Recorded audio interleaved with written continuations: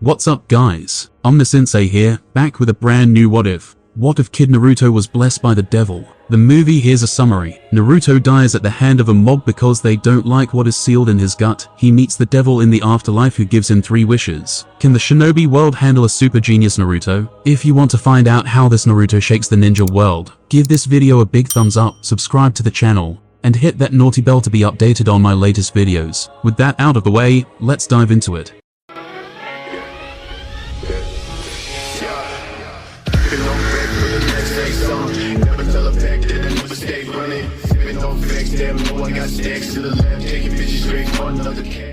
In the middle of the night at the streets of Konoha, one could see a small child running from a mob that were holding weapons. Blonde hair, tan complexion, skinny figure due to the lack of nutrition, shabby and bloody clothes. This was Naruto, the infamous village pariah who was known for making pranks by many, and for housing the Kyuubi by few. Fuck, we can't let him escape. Yet this was happening. Naruto ran as fast as he could, tears dripping from his eyes. He couldn't remember what he actually did for him to deserve this aside from the harmless pranks that he did. Shit, I'm at my limit, he thought as he made a quick jump to a normal size fence that separated the village to a farmland outside Konoha. Look, he's slowing down. Finally, out of the village. Get that demon. As soon as Naruto heard the last line, he wanted to retort, "I'm not a demon," but failed as he tripped himself and hit his head on the ground so hard that blood was gushing out of his forehead. "We finally caught you, little fucker," the man that was leading the chase said. Who knew a demon like you could run so fast? Naruto was horrified as when saw the man taking out a knife and wanted to scream,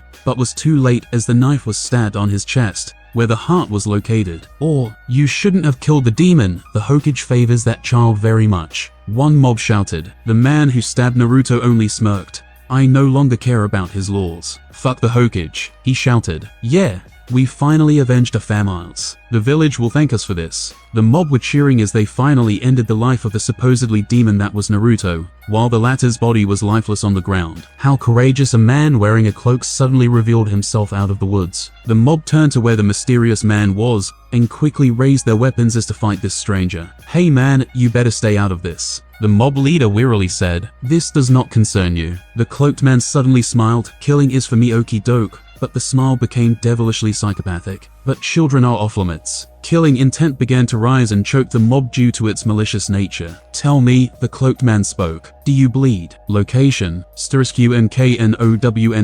For what it felt like eternity, Naruto woke up to a white endless space. No sound, no movement. Wait, did he die? Naruto noticed he was wearing nothing. He was butt naked, but couldn't see his genitals. Oh my god. Not only was he naked, but he was also castrated. No. Naruto calmed down. He tried to calm himself but failed to do so. This went on for a while. Sighing sadly, Naruto looked around to see anything worth notice. There was something going on far away, but it was too far that it looked like a dot in his vision. The blonde walked for at least an hour to see a long line of people with yellow halos above their heads. "Look at these morons trying to look like angels," Naruto muttered. He looked to see if he had one, and oh shit, he did. Now he felt like a moron too. No, he was the moron. While the people in line had golden colored halos, Naruto's was rainbow that was always moving. "Well, at least mine's unique," he thought. "I've always known I'm special anyways." Naruto quickly fell in line despite not knowing what the line was for. Fortunately, it didn't take too long for his turn to God knows what. An old, majestic, bearded-looking man wearing a white robe that had golden designs on them was patiently waiting for Naruto to go near him. "Welcome, my child," the old man said. As soon as Naruto heard the old man's voice, he was in awe as every word that came out of the old man's voice contained absolute power. He felt like he was looking at a god. "Well, I am God, my child," the old man said as if he was reading Naruto's thoughts. "I am reading your thoughts. You're weird, old man. Are you a magician or something?" Naruto scratched his head despite being in awe. The old man's sweat dropped but then laughed loudly. "It's been thousands of years since anyone had the gall to say that I'm weird, but of course, I'm the great Naruto after all," Naruto cheekily said while flexing his arms. The old man couldn't but laugh again. "He kinda like this boy. My child, you're something else. Tell me, do you know why you're here?" "Oh yeah, I was about to ask you that before you creepily read my thoughts," Naruto said. "What's this place? All I remembered was getting stabbed in my boobs this time." The old man turned serious and sighed. My child, this place is where I decide who goes where. He then smiled. This is technically heaven. Naruto had O face when he heard heaven. Wait, if this is heaven then who are you? He asked. I am God, the Alpha and Omega, the beginning and the end. But you may know me as Kami. He smiled at Naruto, whose eyes almost popped out. Faster than even the god has ever seen, the blonde kowtowed and yelled. I'm so sorry, Kami-sama. I called you weird and old. I'm very sorry. At this point, God laughed so hard that tears were falling out of his eyes. It's alright, my child. I kinda find it nice of you to be true and honest with your opinions. God helped Naruto up. My child, there's no need to kowtow before me. The child of prophecy should never bow to anyone, he said. Naruto sheepishly laughed and then sighed. By the way, old Kami-sama, where have you decided to put me? He asked. God smiled to Naruto heartily and said, my child, do you see that halo it fuels? That means you are special. You are the child of the prophecy. Naruto got into thinking pose. Well, I've always known I'm special. But what's this prophecy thing? He literally got no idea. Just know that you are very special. Tell you what God said. I'm gonna give you 3 wishes and send you back to your world, he said. Naruto got stars in his eyes. Really, like really, he yelled, owning him a nod. Naruto then turned serious but still smiled. Then my first wish is to turn the total wish to 5 wishes, he cheekily said. This shook Kami. For the very first time in his life, he lost composure. Yo, you brat, he shouted comically. 3 wishes are already taxing energy-wise, Kami shouted at Naruto. But wishes are meant to be kept fulfilled, Naruto cheekily replied/shouted. The bickering went on for minutes, but Kami dejectedly gave in. There was no use arguing with a blockhead like this blonde. Then my second wish, Naruto smirked at Kami, is to get a system. Ah, where did you learn that? Never mind, Kami sighed and clapped his hands while sarcastically shouted, congratulations for being amazingly cliche. Heh, whatever, my third wish is for me have an ability to duplicate anything I touch, Naruto said. Fourth is time control. Kami sighed. Naruto was asking too much. Duplication skill will have a cooldown of 10 minutes, and time control can only be used twice a day for the duration of 5 minutes. He said, no objections. Fair enough, Naruto sighed. My last wish, ultra comprehension and photographic memory. He said the sentence quickly, as hoping for that wish to be accepted. Kami sighed. I'll make an exception this time. Come here. I'll bless you with your wishes. He placed his hand on Naruto's forehead. May you have an adventurous and eventful journey, Naruto Namikaze. With that, a bright light shined even brighter than the already white room. Sorry, my child. Giving you a system is no fun. I hope you understand. Location. Forest near the farmlands of Konoha. The once dead body of Naruto regained its life and woke the soul of the sleeping child of prophecy. Where am I? Location. Forest near the farmlands of Konoha. The once dead body of Naruto regained its life and woke the soul of the sleeping child of prophecy. Where am I? Naruto noticed the sun was rising, meaning it had to be at least 5 in the morning. He sat up sluggishly and looked around to see a campfire near him and a cloaked man across sitting on a chopped log. You finally woke up, the man said. Naruto couldn't help but feel a little bit intimidated by the man's aura. It was full of maliciousness, yet it also felt so empty. Ah, the name's Alucard. Some know me as the devil. The man stood up and took a pot hanging on a self-built wooden structure above the fire and poured some warm liquid on a bowl. Some also call me the god of carnage, but many know me as a vampire. Alucard then went near the blonde and offered the bowl to the blonde. Here, have some soup. Despite the deathly vibe Alucard releases, Naruto nonchalantly received the bowl and calmly consumed the soup. So kid, why were you chased by people? Alucard asked as he put the hood of his cloak down. Naruto could see his face screaming evil. His eyes were also covered by glasses that were tinted black, but could not hide the crimson glow that radiated power. Did you steal or something? No, Naruto quickly replied. I don't steal. Looking down at the soup, a streak of tear fell and dropped towards the soup. I don't know. I've never done wrong except pulling pranks. I don't know why they punished me so hard as to kill me. Why, so you did die? Alucard slightly yelled. Tell me, how did death feel like? Naruto was in an awkward situation. Some stranger actually asked him how death felt like excitingly. It felt weird to be honest, especially that god, he said, but muttered the last part. But Alucard, being the vampire he is, he clearly heard the last part, and it piqued his interest, but decided not to pry. By the way, boy, the vampire asked, what's your name? I already told you mine. He could read the blonde's memories. But where's the fun in that? Naruto grinned and proclaimed, I am the great Naruto, the soon-to-be strongest shinobi in the world. He formed his right hand into a peace sign and punched the air facing the vampire. Ha ha ha ha ha. Hey, don't laugh at my dreams, Naruto yelled. Oh no, no.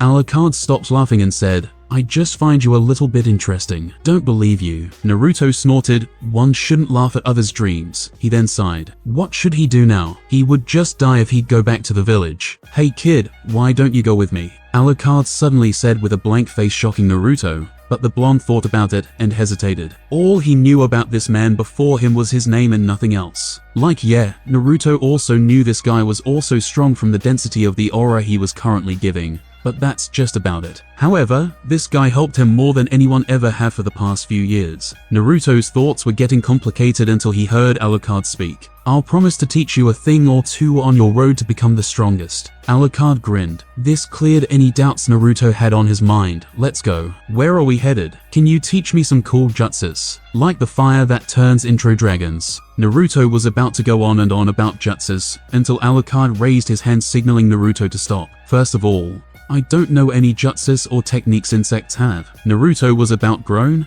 but was cut off by Alucard's continuation. Second, I'm only teaching you what I can, which is physical enhancement and experience in fighting. Unless Alucard smirked, you become a vampire. No pay. Alucard was dumbfounded. He was actually rejected when he offered Naruto to become a vampire, which in his time, many would kill to become. No offense, Alucard-san. I just don't want to burn the moment my skin is exposed to the sun, Naruto sheepishly said as Alucard wanted to laugh, but held it in. You read too much fantasies, I see, the vampire said. So be it then, go with me, and I'll train you. Then what are you waiting for? Let's do it now, Naruto excitedly yelled. Under one condition. Alucard then stared at Naruto's eyes, making the blonde think that this vampire was looking through his soul. A single complaint and I'll stop training you. Silence passed and wind blew the hair of both individuals as Naruto sighed and scratched his head. Again, not like there's anything I can do about it. If I want to get stronger. Alucard smirked and laughed. Good, as expected of the soon-to-be strongest. He then went to the fire and took it out. Come on, let's get going. Time skip 4 years later. It was almost evening on November the 3rd, and a teenager holding a map came out of a portal. The teenager was at least 5 feet tall, which makes him look like a giant compared to people his age, and had a lean build, but defined muscles. The teen wore a long-sleeved polo that was overlapped by a black button vest, black pants, black boots and black gloves. He looked like someone who didn't belong to this era. What made his clothes stood out was that all of it was tattered and was a mess. This was Naruto. For the past 4 years, he had been trained by Alucard in the most impossible and gruesome way, surviving in the wilds, beaten to pulp every single day, etc. Mentally and physically tortured by a vampire by far was the worst thing that happened in his entire life. Mobs can't even compare to what Alucard did to him. According to my map and the stars, I should be near Kuri, the teen thought, looking at the stars then to the southeast. He was currently in the middle of a forest located between the Lightning Country and the island near Kurigaka, no Sato. Where a loud roar came from the pits of Naruto's stomach. Looking around in search for animals, the blonde was disappointed as to not see a single living being. He then closed his eyes and spread his sense for how many kilometers, and sensed life force at least a kilometer away from him. Great. Naruto then dashed towards the location that had full of life force at full speed, and arrived to a small town seconds later. This was one of the results of Alucard's training. He became very fast, strong and resilient. After arriving and entering the town, he quickly went to a tavern and called the middle-aged innkeeper. Mom, what's on the menu? The innkeeper smiled, not minding Naruto's haggard appearance. We have yaki udon, teriyaki salmon, omurice, omelette and rice, and chicken for dinner menus tonight, she replied, and Naruto ordered omurice and chicken despite having no money, and sat at a nearby table. A quick few minutes was all it took, and the food was served right on Naruto's table. Itadakimasu, he said half-heartedly. Hey, did you hear? Kiri, right? Yeah, rumor has it the rebels will fully attack any day now, really. They're just making it easier for the Mizukage to flush them out. Naruto heard 2 people eating at the table behind his. So they're moving now. The rebel leader's getting desperate. *BANG** as he was about to finish his meal when the tavern's entrance door was kicked by a large bald man with his underlings at his back. Not literally, bandits, Naruto thought, when I thought I could rest for the night. The bald man approached the innkeeper. Lady Yoshimi, it's been 2 months already, he said and grinned. You have to pay up your tax or this tavern's gonna go down. The innkeeper named Yoshimi was horrified. Please, I just need a little more time. She was now in tears. I will definitely pay up. That won't do, Lady Yoshimi. The bald bandit kept grinning the whole time. I need to make an example as to take us and our tax seriously, he said as he signaled his underlings to start a fire. The people inside the tavern were now in panic and escaped through the other door leading outside, while Naruto was now calmly drinking water. The bandits didn't see Naruto the whole time, and got surprised this blonde never escaped. An underling of the bald man walked towards Naruto, and was about to grab his shirt, when blood gashed out of the underling's hand, and Naruto was nowhere to be seen. The bald leader of the bandits widened his eyes. Gary, you piece of sh-. He was cut off from what he about to say when he heard bodies dropping down. Shit. Bandits think they're strong and bully the town. Stupid, Naruto said as he appeared just inches away in front of the bald man, causing the latter to drop to his butt. Please, I'll give you money. Treasures? He begged, piquing Naruto's interest. Oh, where are these treasures located? He asked while the bald man gained hope for surviving. It's in a cave just south of this Todash. He didn't even get to finish as his head separated from his body. Thanks for the info. Naruto then looked at the window facing south. But I don't like bandits. He then looked at the innkeeper, only to see her horrified at what he had done. Are you okay, ma'am? He asked. Ma'am, monster. The innkeeper yelled, killer. Sighing to himself, he can't really blame her. Well, to the cave then. Naruto then ran at normal pace towards a deep forest and found the cave, the late bald bandit leader said. Performing a single tiger hand seal, a ball of fire suddenly popped out of nothingness and floated above the blonde's head, providing light for pathway. This was simple fire manipulation, really, no biggie. It took him a few minutes to find the treasure, slightly disappointed that there was only rocks and tunics and no ryos. Well, at least he's rich. He then stacked up everything that was expensive, mainly gold and diamonds. Touching the stacked items, he then channeled chakra to his hand, Yang style. Duplicate monster. The innkeeper yelled, killer. Sighing to himself, he can't really blame her. Well, to the cave then. Naruto then ran at normal pace towards a deep forest and found the cave, the late bald bandit leader said. Performing a single tiger hand seal, a ball of fire suddenly popped out from nothingness and floated above the blonde's head. This was simple fire manipulation, really, no biggie. It took him a few minutes to find the treasure, slightly disappointed that there was only rocks and tunics and no ryo. Well, at least he's rich. He then stacked up everything that was expensive, mainly gold and diamonds. Touching the stacked items, he then channeled chakra to his hand, duplicate the chakra from Naruto's hand, then covered the entire stack of gold and diamonds, and suddenly, the chakra moved away, but didn't carry the rocks. Instead, it maintained its form when it covered the stack. What happened then would shock anyone to the core, when a replica of the gold and diamonds Naruto had placed his hand on appeared meters away. This is enough. I guess the blonde then removed his clothes, revealing a kanji on his shoulder. He then applied chakra to the kanji, then said, inventory. A floating cube that only Naruto can see appeared before his eyes and expanded to the size of a 2-story house. Seeing this happening, everything he wanted within the reach of the cube was added into his inventory. Compile and sort items. Yes/no. A screen appeared in front of Naruto. This was the system. Kami originally didn't want to give it to Naruto, but *flashback*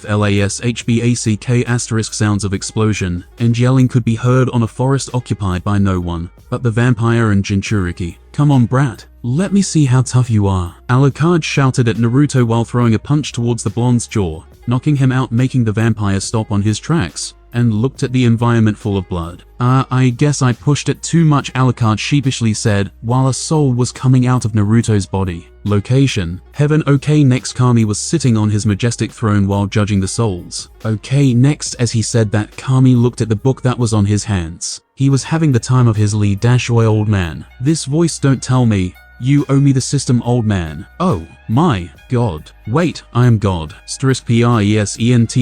Pressing the yes button, a new screen popped out and had the list of the items he had with the icons beside the names. Golden bracelet, 36 golden earrings, 8 Naruto. Then willed the screens to disperse and thought, now what system have new missions for Hosto? Tell me about it. Naruto commanded the system. Civil war is currently happening in Kurigaka no Soto. For the past 8 months, rebels are fighting against the Yondaime Mizukage's corruption. Accept/decline. Naruto clicked on accept. Which sides will you pick? Rebels/patriots. Thinking for a minute, Naruto didn't know why the civil war started. But after reading the contents again, maybe it was because of the Mizukage's corruption. Well, the system was never wrong, ever. Pressing the rebels button, Naruto then went outside the cave and went back to the town, but used henge to transform into an adult man, because his original appearance already scared the people. His reasons for going back to the town was because he needed to ask if there was any harbor. And if there is, where? Naruto in his transformation went back to the inn to see if the innkeeper could give him information about this place. "Excuse me," he said, and the lady flinched. Was she scared of anybody now? It took a while to calm the lady down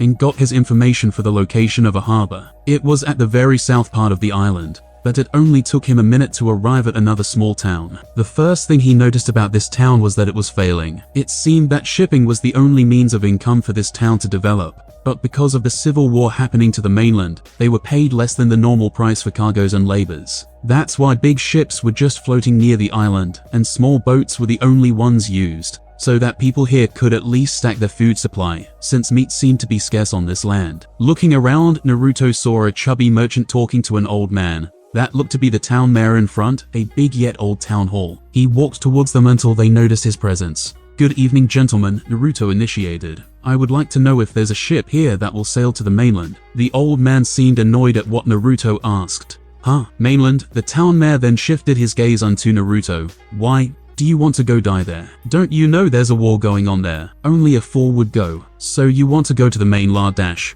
The merchant was about to place his hand on Naruto's shoulder only for his wrist to be grabbed by the blonde. Naruto noticed what he did and quickly released the wrist of the merchant, who slightly squinted his eyes due to pain.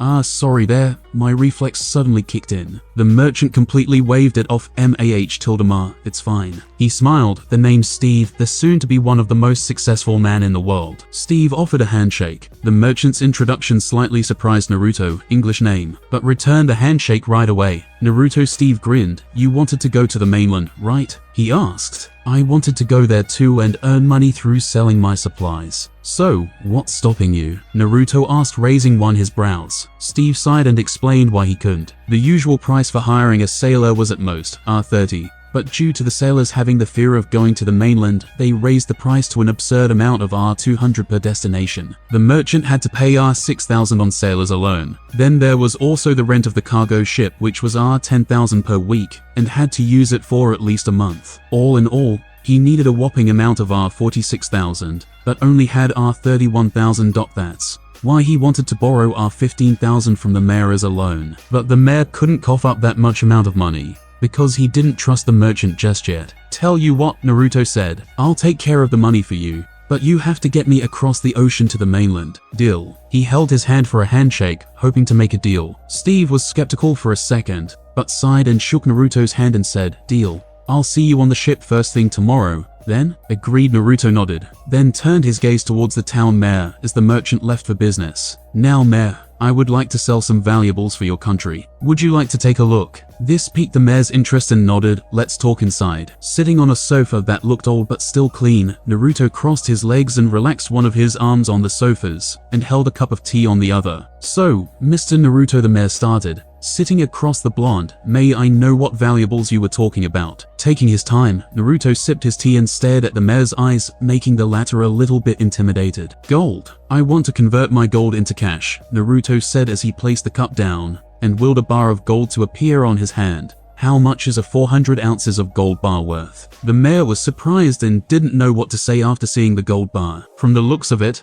it was even pure gold. If it was any normal villagers, that gold bar on your hand would probably worth R500,000. However, our village has been down for the past few months because of the civil war affecting our economic growth, so I can only give you R400,000 for that bar," the mayor said dejectedly. Naruto thought for a moment. He didn't really need gold, since he had many in his inventory. He just really needed the cash. "How about this? I'll sell 40 pieces of pure gold bar to you for half the original price, so that you can exchange it to bit villages," Naruto warmly said. "But construct a big platform on the center of this town, then build a flagpole with the flag in this design." Naruto gave the mayor a piece of paper that had a drawing of a wolf snarling on it. "That'll be a sign that this town is under my name and protection." The mayor thought about it for a second but quickly agreed. A protection from someone rich would benefit them, no doubt. "Deal." With that, after the mayor ordered his men to gather 10 million ryo, Naruto kept a few thousands of cash in a bag and placed the remaining amount in his inventory, shocking the mayor towards the disappearance of the ryo. "Well then, until next time, old man," Naruto said, and the mayor bowed gratefully. The blonde then found a slightly run-down hotel nearby the town hall. This was the best the town was able to provide. This was once one of the biggest hotel and casino on the entire land of water. but the economic growth was really low, and people weren't able to afford to stay there, resulting on the lack of internal and external maintenance. Oh well, despite the place being in such state, it was still the best the town had to offer, leaving him with no choice but stay there for the time being. "Excuse me," Naruto called the man that was at the reception desk. "Ah, another customer," the man said excitingly. "This must be my lucky day." Naruto was about to ask who the other person was, but didn't get the chance, as the man quickly told him the types of rooms the hotel have: standard, joint, deluxe room, and deluxe suites. Naruto rented the deluxe suite for R$2,500, but before going to his room, Naruto stopped and asked the man, "I would like to talk to the owner." The man then sheepishly laughed and scratched the back of his head. "Sorry," he said, "I may not look like it, but I'm the current owner of this hotel." Instead of being shocked, Naruto smiled, already knowing from the man's demeanor. "I would like to invest in your business," he said, "both hotel and casino. My name is Naruto Uzumaki. A pleasure to meet you." Naruto bowed his head a little, showing his courtesy. "Where would you like to talk this out?" The owner of the hotel was speechless and bewildered. He never thought someone would take an interest towards this place as to invest in it. He stuttered and swallowed his saliva and continued, "Please follow me." The blonde and the owner then went a hallway leading to the owner's office. By the way, my name is Daichi Izawa. How do I say this? The owner, Daichi, initiated. "I'm really surprised you took a liking towards my hotel. Not that it's a bad thing, but can you tell me why you want to invest?" Naruto was glancing everywhere his eyes could see until they reached the office. "From what I could tell, this place was once glorious and booming," he said, while he then went to the chair in front of the owner's desk, and Daichi sat on his. "I'll give you 10 million ryo in exchange for 15%. How about that?" The blonde said. As to this point, he had already tripled the amount of money he had through duplication. "I would like to see this place rise and be one of the greatest luxury hotels in the world," Naruto proclaimed, while he stood up and went to a nearby window viewing the city lights. "Tell me, are you up for that?" Tears were now streaming out of Daichi's eyes. The reason for that was because this place was previously owned by his father, and made a promise to him that he will make this the best hotel in the world, before his father died from a heart attack. Ever since then, Daichi was depressed, and adding to the fact that the town's economy became so down that his business went bankrupt. This man, Naruto, was his salvation point. He could now keep the promise he made to his father. He will make this place the best hotel the world could ever see. "Thank you so much, Naruto-sama." Daichi stood up from his seat and bowed down to Naruto, as the latter snapped his fingers, and stacks of money appeared in front of the hotel owner. "I'll be going to my room then." After arriving in his room, he was astonished to see the cleanliness the room had, despite the hotel having little to no workers. "System, call Alucard for me please." Calling systems connected. "Oi, Naruto, what do you want?" "Sensei, how are you holding up down there? It's fun here. You should try living here sometimes." "Well, hell isn't really for me." "What level are you in right now?" "I'm currently in the 60th level. It may take a little long for me to reach the bottom." "Well, at least you're having fun down there." It was now morning. Sunbeams were passing through the clouds and hitting the town our main character temporarily stayed in, and people were now continuing their daily life cycle. "A little bit to the right. Careful, we don't want to deliver damaged goods." "Alright, that'll be enough." The merchant, Steve, was giving orders to the crew of the ship. He quite nervous since he didn't if the blonde man he met yesterday would fulfill his end of the deal or not. "No." Steve said. A middle-aged man that was part of the crew walked up to Steve as he scratched the back of his head. "I would like to receive half of the money before we set sail, so that I could give it to my family." Sailors were with the middle-aged man, since they wanted the half balance too. "Yes, Steve-san, we'd like to receive half of our salary first as you promised." Steve was having a hard time since the men were now gathering, asking for half of their money already. He knew it was wrong to make that promise, but he had no choice. Most of the men were already afraid of going to the mainland, yet did it anyway, so that they could feed their family.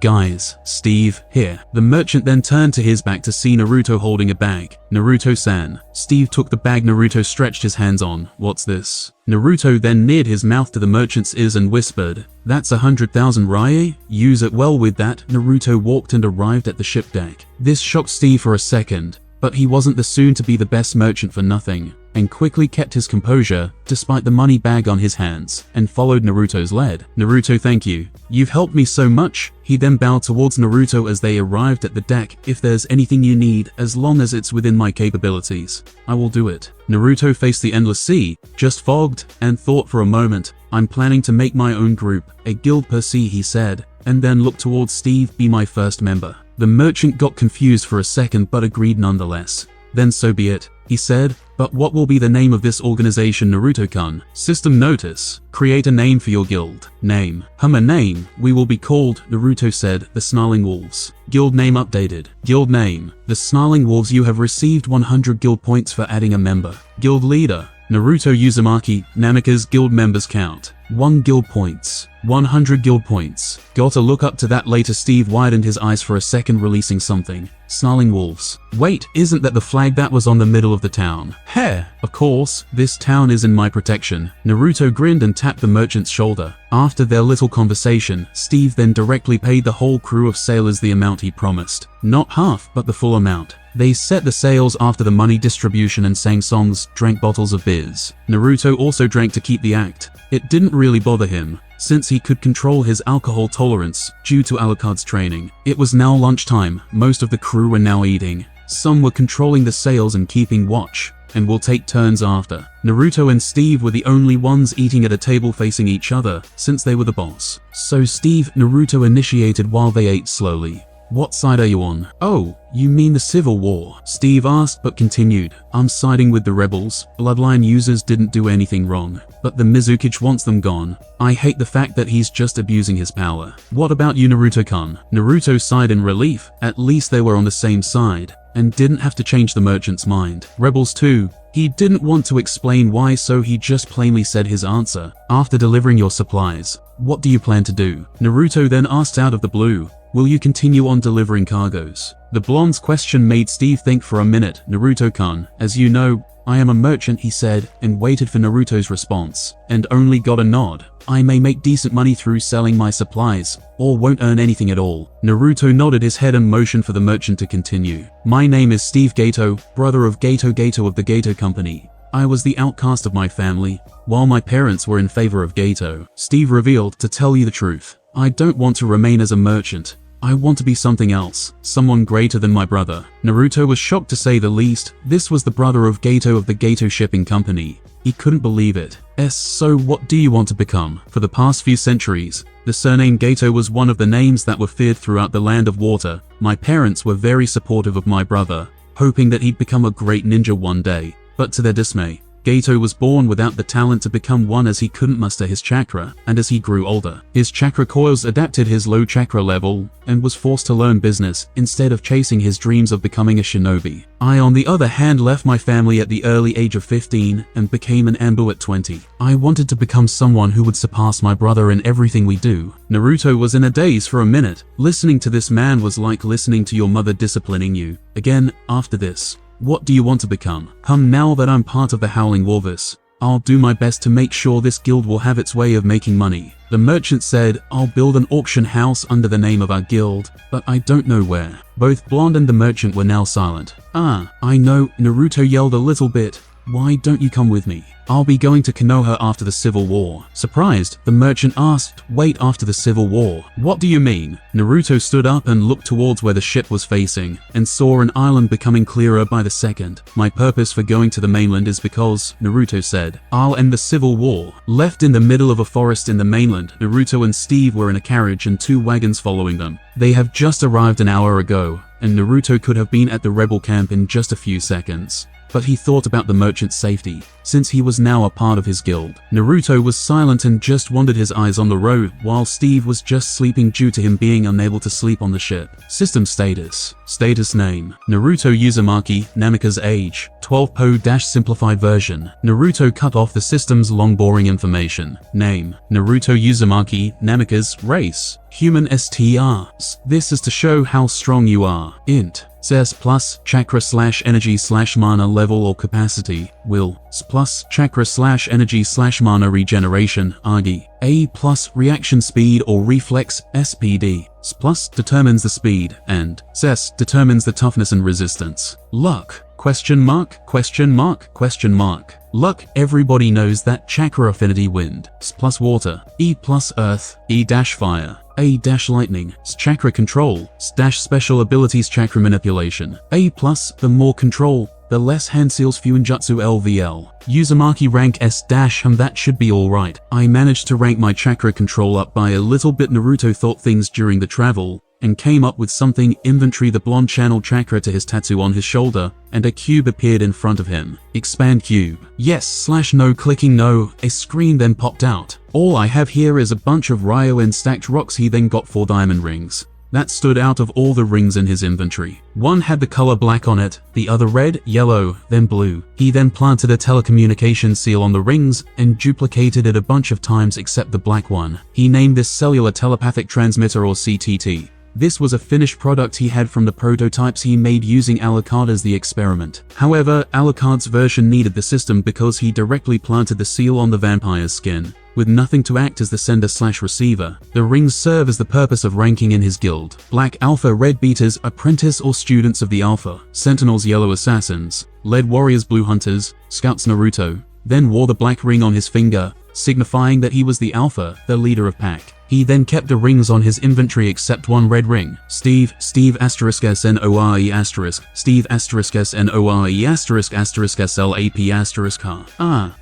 Steve woke up and got into a fighting stance despite being in the carriage, sitting. This scene made Naruto's sweat dropped. Was this guy really an Ambu? I saw a fly landing on your cheeks. I got irritated and smacked it. Ahem. I wanted to give you something as to identify you being a member of the guild. Here Naruto gave Steve the ring he kept on his hands. From now on, you will be the sentinel of the pack, the second in command. The merchant was astonished and was in awe at the red diamond ring that was now in his hands. And Naruto-sama, there's a benefit in wearing that, Naruto smugly said. I planted a seal that can make the people who wear that ring telepathically communicate. Don't worry about privacy, as you can only communicate to people with their permission. Whoa. The merchant was speechless once again. This blonde enigma is surprising him more and more every day. If this goes to the market, then this would take over the world. But Naruto grinned. Yes, it may lessen the time people need to communicate, but some villagers would take this as an advantage to attack others. The blonde then continued, that's why this will only be available to the guild members.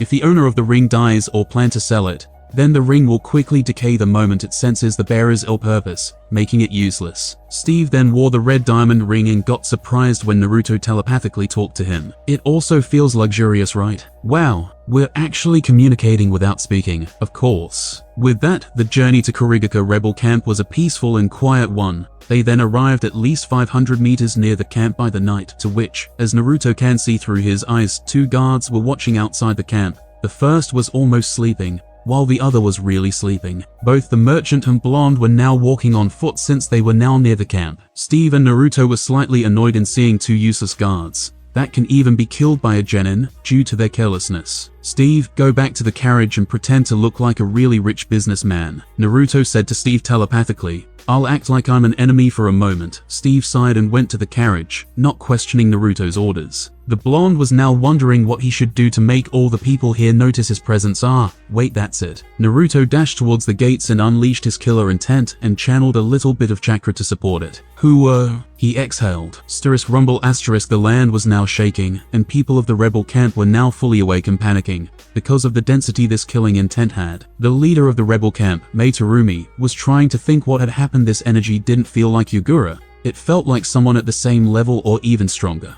Use your Byakugan and try to locate where this person emitting this killing intent is, she ordered her subordinate. Hi. With that, Al then tried to locate the source of power, only to locate at the entrance to the west side of their camp, opposite to where Kurigaka was. Mei-sama, the person emitting this dangerous killing intent is already at the west gate. Let's go. Mei Terumi commanded and ran through the gate as fast as she could and saw a normal looking guy with a dark hair complexion. The security is disappointing. By the time you've arrived, this camp would have been obliterated if it was raided by a group of Chunins, Naruto said mysteriously. Mei couldn't go near the man as the pressure was really terrifying. It felt like one more step, and she'd be pulverized by the pressure alone. Who are you? Why are you doing this? Suddenly, the pressure stopped like it wasn't even there. Yo, the name's Naruto Uzumaki, Naruto said. I'll be helping you to win this war of yours. Awkward, Naruto muttered and slowly walked towards the direction of Mei, who was now on guard. After regaining her composure. Now, why don't you guys lower your weapons? He said as he displayed his hands, signaling that he was of no threat, but the rebels couldn't just trust the man directly, especially Mei, who had so much to lose if this was to be a successful ambush. You may not have any weapon with you, but from the killing intent you unleashed, you can kill all of us with no effort," Mei said, readying herself as rebel shinobis were now gathered behind her. Amused by the sight he was seeing, Naruto played a little bit. "So you know I can literally end all of you. And yet you're still standing there bravely. Despite that, I'm going to defend my people no matter what," Mei shouted while her men gripped their weapons hard. Naruto got into a thinking pose comically and nodded in approval. "You've got the guts to be a strong leader, I approve." This confused the people, especially Mei, who was wondering what the hell this guy was talking about. What do you mean?" Steve Naruto signaled telepathically and said, "I was just checking out if the rebel camp's leader was okay or up to no good. It turns out that you are more than okay." Mei slightly tilted her head in confusion. She really didn't understand. "I don't understand, you just emitted so much killing intent. I thought you wanted to kill us all." Naruto scratched the back of his head sheepishly. "Well, I thought that was the best way to test you," he said as Steve with the men and wagons arrived behind the blonde. "Ah, this is Steve," Naruto introduced. "This guy will be the biggest businessman one day. This guy's so casual. It's as if he's not in a warring country," Mei thought as she lowered her guard and motioned her men to make way. "Why don't we talk over a cup of tea? I'm inviting someone who can kill you into your den." Naruto grinned devilishly. The auburn head sighed. "You would have killed us long ago if you wanted, and talking over a cup of tea would be better than in an area drenched in fog." Naruto and Steve laughed a little, then went with Mei to her strategy room and sat down. "As much I enjoy staring at your boobs, I'll be straightforward with you." This made Mei smile. But Naruto didn't care. It was the truth. He enjoyed staring at the future Mizukige's boobs. "I want to help and support you on ending Yagura's dreadful reign." Breaking her smile, Mei's interest then skyrocketed. Being helped by this strong man would really ensure their victory. But she professionally conned herself. "Oh, how are you gonna help us rebels?" "I'll be assisting on the front lines and face Yagura on," Naruto said confidently before pointing on Steve. "And this guy will sell you the weapons and armors you need." Mei sighed as she was troubled by the second statement. Naruto said, "I'd be really grateful on you assisting on the front lines, but I don't have the money to buy your supplies." The blonde and merchant looked at each other and nodded while smiling. "Don't worry about the money now. You can pay me after the war, 5th Mizukage," Steve said, boosting Mei's confidence towards ending this war. Mei didn't know what to say, but finally calmed down as she asked, "But wait, what the catch? You wouldn't do this without gaining something, would you?" "Of course I want to gain something," Naruto said, making Mei's heart skip a beat. "I want you to partner up and support my guild." "Guild?" "Yes, I am the alpha of the Snarling Wolves Guild, and Steve is my second in command, or a sentinel," Naruto explained. Their talk went for about another 30 minutes, and Mei decided to sneak attack tomorrow at dawn after some convincing from Naruto. In a tall tower in the middle of Konohagaka no Sato, sitting behind a desk was none other than Hiruzen Sarutobi, known as the god of shinobi, for experiencing 2 shinobi wars and living to tell the tale. He was currently filling out stacks of paperworks that seemed to never end. This was the bane of all cages. They were the strongest in their village, but they were tied to stacks of papers. As he was about to sign another paper, he was stopped by a white-haired man. "I wouldn't sign that if I were you, sensei." Stopping on his tracks, the Sandaime focused his eyes on what he was about to sign. Approval for the ban of hot spring sweat dripping from his forehead. Hiruzen suddenly realized. "Jiraiya, you got better at hiding. I didn't even notice you." Jiraiya grinned while rubbing his nose with his pointy finger. "Managing a spy network was helpful towards the breakthrough of my understanding on spying at the very least." Hiruzen smiled warmly. This was the only student he got that was normal, really. "So, did you get anything?" Finally turning serious, a spy of mine reported that he saw a blonde kid beating up some bandits, 6 feet tall, but had some weird clothes. Hiruzen didn't quite get what Jiraiya was on about, and, sighing, Jiraiya continued, "Sensei, I think this could be Naruto." Silence. That was what happened for a few seconds as the Sandaime's eyes were now covered by shadows. "Jiraiya, if you're joking with me," the white-haired quickly replied, "Sensei, I would never joke about my apprentice's son. I gave a copy of Naruto's picture to every spy I had, and my reported that he had the exact same hair color, but he had no whisker marks. Tell your spy to focus on Naruto and make him update us every week on what that kid has been up to if he's alive." Hiruzen commanded Jiraiya as the latter nodded. "I already did that. I want to make sure he's Naruto before we do anything else." The Hokage stood up and turned to his window, looking towards the moon. Jiraiya looked at his sensei as he thought about everything he missed. Minato inside the Mizukage tower sat a man who had such a young face that can be mistaken for a boy. This was the Yondaime Mizukage, Karatachi Yagura. "Yondaime-sama, you have called for me," said a man who seemed to be an Anbu of the cage's disposal. "Spread my word to everyone in the village," Yagura commanded. "Every shinobi capable must prepare for the bloodbath 3 days from now." Hi, with that, the Anbu disappeared. "May bloodline," Yagura murmured as he interlocked his fingers. "You must all disappear." As the people in the rebel camp were resting and readying for their strategized ambush, a man wearing a coat crossed his way towards the thick mist, hovering the small sea that separated the rebel camp from the village. The cloaked man, if seen by any normal shinobi, disappeared and reappeared on the island the village resided. System receiving a call identifying caller. Anthony Edward Stark accept/decline TCH this guy accept. Yes, this was Naruto. And yes, he's currently going to Kurigaka. Why, you asked? He hated waiting. "Hey Noodles, I need your help in developing the thinner version of the Su-fuck off scrap boy. I'm currently on my way to kill some psychopath." Yikes, condolence for that man then. "Oh yeah, are you in? I'll give you $500 million, I promise you this time. *SIGH**,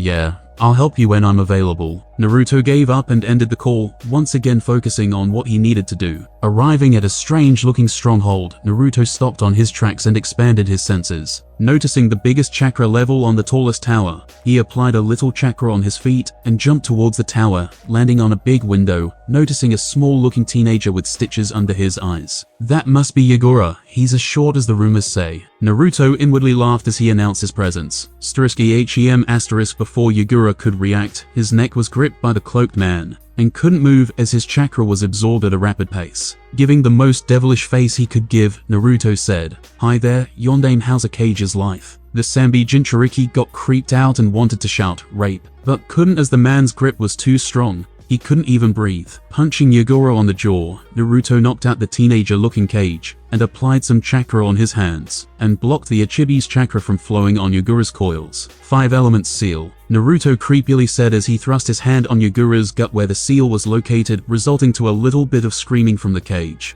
I can't really do it like Orochimaru now to dive into your brain," Naruto said as he applied a tiny minuscule of chakra on his hands, left to his forehead and right to Yagura's. In true mindscape, yes/no mentally clicking yes, Naruto's view changed to what seemed to be an unending bodies of water. Not the worst place, his transformation also disappeared, but he still got his adult body.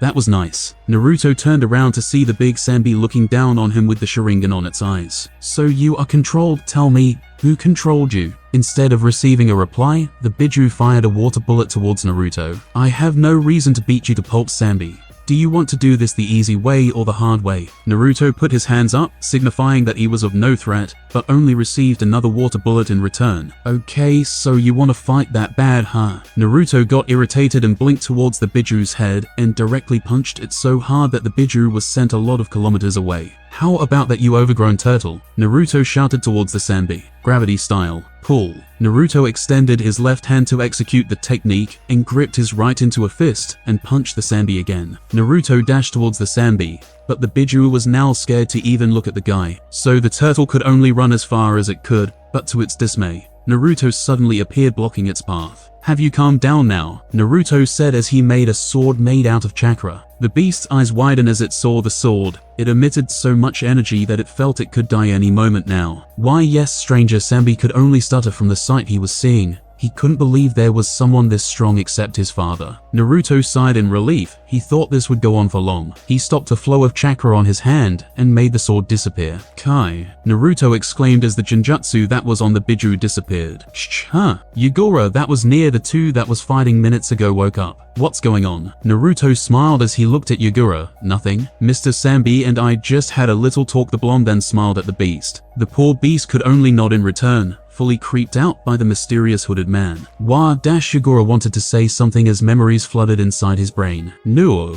he screamed as he recalled what happened for the past few years. It was not me, I swear." Naruto could only sigh as he placed a hand on the cage's shoulder. "It wasn't your fault, Yagura. Someone controlled you," he said. "And from the looks of it, this kind of Jinjutsu can only be casted through using the Sharingan. Manjikyu Sharingan to be exact. Who could it be? From what I've sensed, there is a total of 16 Sharingan eyes that is currently active in this world," Naruto thought. "Sasuke should have 2, Itachi also, who has the other 12? Are there any Uchiha survivors?" "No, that couldn't be. Itachi doesn't fail a mission whatever the cost." The only possible reason for the other Sharingan being active should be the eyes were stolen, then transplanted. But the question was, to whom? Shaking his head a little, Naruto didn't want to think of such things for now. He had current issues to solve, and that was to finally end this pointless war. Yugoro was in a daze for a bit, remembering the Sharingan that placed a Genjutsu towards him. He was really disappointed at himself. For a cage to be controlled like that was really embarrassing. The blonde noticed this and clapped his hands to get Yugoro's attention. You shouldn't feel embarrassed about this. Sharingan is a very powerful tool to have. Controlling someone with it is as easy as cutting a cake, especially when it's at the Mangekyou level. Seeing the cage not understanding a word he said, Naruto just sighed. Why don't we just settle the mess before everyone dies, alright? He said, earning him a nod of understanding from Yugoro. Okay, after finishing his talk with the Sambi, Naruto exited the Yugoro's mindscape.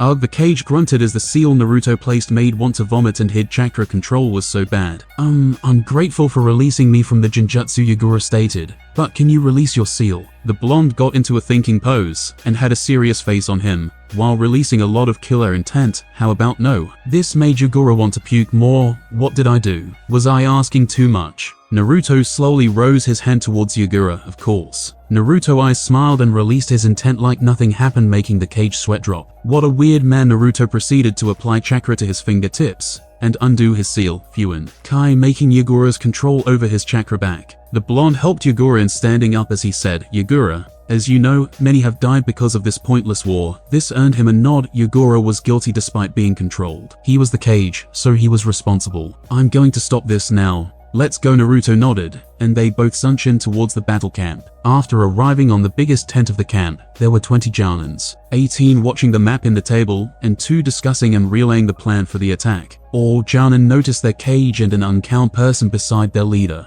They got in their battle stance as soon as they noticed the blonde man. Mizukage-sama, watch out. They were about to throw shuriken and senbons towards Naruto, but Yugoro held his hand, signaling them to stop. Sheathe your weapons, he's with me. The Jounins were hesitant, but their leader's orders were absolute, and quickly sheathed all of their weapons, and bowed towards the Mizukage. Tilde Naruto whistled, must be nice to be a cage, huh? He asked Yugoro. The Jounins really wanted to knock this blonde up and shut his mouth up, but could only grit their teeth while tick marks were formed in their forehead. He was the Mizukage's guest, they were not dumb. Yugoro would literally murder them if they dare offend a guest. It's not that great. Have you ever heard of paperwork? You'll regret being a cage, Yugoro said, making the shinobis widen their eyes. Mizukage-sama, joking. What the fuck? Naruto laughed as he found a chair and sat on it. Well, come on, what are you waiting for? Yugoro stared towards Naruto. He couldn't really get this guy. He's sometimes serious but suddenly happy. Was this guy bipolar? *EHEM**, I'm here to make an order. We're stopping any form of attack against bloodline users, Yugoro commanded, and before the Jounins could react, he continued. We're welcoming our people back. Inform the other camps to return towards the village this once. Deciding not to question, all of them nodded and informed other camps. Hi Mizukage-sama. Naruto watched the entire conversation until the end, and was satisfied with Yugoro's decision. Good, let's go to the other side and invite them back to your village. Nodding in agreement, Yugoro retrieved his staff, and both of them sunshin towards the rebel camp. Rebel camp. Steve wondered why Naruto's chakra signature vanished suddenly, but shrugged as the blonde was stronger than him anyway. No need to worry. He was currently distributing the weaponry and armors for the upcoming war. Noticing a shine and constant change of color on his ring from red to black, Steve channeled his chakra towards the ring and accepted the call, knowing it was from Naruto. Naruto, where were you? My friend, I went to get some turtle. Huh. Anyways, I'll be there in a few minutes. The telepathy was cut off, leaving the merchant to his thoughts. Turtle. The mood of the entire camp was really cold, but Mei was doing her job in keeping her men's morale up. Everyone was busy readying their equipment. Not a single one of them were dilly-dallying, as they had to get their freedom and land back. Mei was currently in a tent with a few Jounin-ranked shinobis and kunoichis, discussing their formation and etc. They were busy but alert, as they needed to be on guard all the time in case something happens that were not in their calculations. In the middle of a discussion, Naruto arrived with Yugoro in the main tent. They relaxed first when they sensed it was Naruto's signature, but their hearts skipped a beat when they saw Yugoro standing beside Naruto. Naruto-san, what is the meaning of this? Mei jumped back and prepared her hand signs in case of an attack. Was all of these a trick to ambush us? What a brave woman, Naruto thought as he held his hand up with Yugoro, signaling they were of no threat.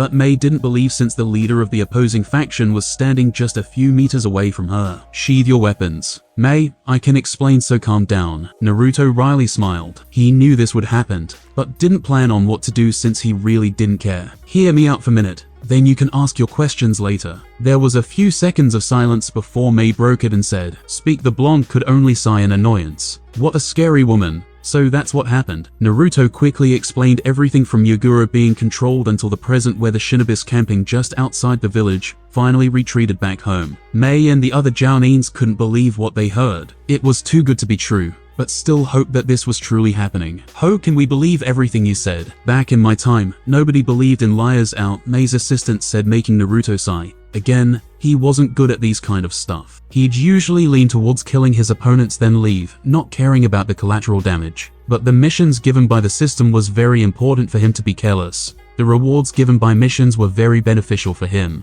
and can't afford to fail, since the system rarely gives him any mission at all. I know you wouldn't believe me through words, but I'll humbly lower my head in guilt as an apology for the things that I've done. I can accept if you'll execute me right now, Yagura said as he moved forward and knelt while bowing his head, accepting his death. This time, Naruto wanted to intervene but saw Yagura's sincerity. As a man and shinobi, he couldn't help but respect the Kage's decision. Such a waste of talent. He wanted to have Yagura as a sentinel of his guild. Why? Controlling lands were one thing, but controlling the oceans was something else. With Yagura's talent and potential, that was second to the Nidaime Hokage, and with the help of the Sanbi, the guild could conquer the oceans. That includes the trading routes and everything else. Yagura was a really good candidate as a sentinel, beneficial to his guild. Sadly, this man wanted to die. Stupid. Silence once again entered the tent as Mei was having a hard time deciding on what to do. A big part of her wanted to kill the man right off the bat, but the other part wanted to give this man a chance. No, I'm not gonna kill you, Mei said as she stomped towards Yagura and held the collar of his shirt. If you want to own up to your mistakes,